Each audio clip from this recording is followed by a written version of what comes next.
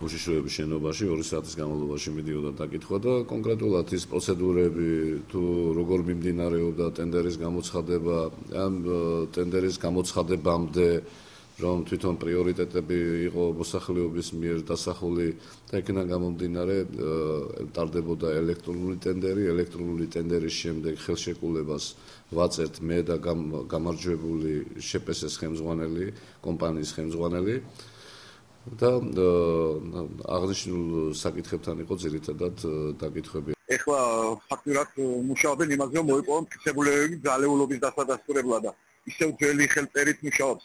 ჩვენ სამართალდამცავი ორგანოები მტკიცებულებები არ მოუპოვებიათ ფაქტიურად. ადამიანს ისე აკავებენ და ეს არის უბედურება. არ გააჩნდა საკმარისი მტკიცებულებები და ისე დააკავეს, იმიტომ რომ 2 დღეა როცა დააკავეს ეს ბრალდებულები, მას შემდეგ იბარებდნენ ადამიანებს მოწმის სახით კითხავენ და დღესაც იმყოფებიან ბათუმში, ჩვენ თბილისში ვართ, მეგონა რომ გამოძიებელი დაგხვდებოდა და დღესაც საგამოძიებო მოქმედებას ატარებენ და როგორ ატარებენ, რას ატარებენ, კაცმა არის აქედან გამომდინარე, ჯერ ერთი პროცესუალური ნორმების დარღვევით დააკავეს ადამიანი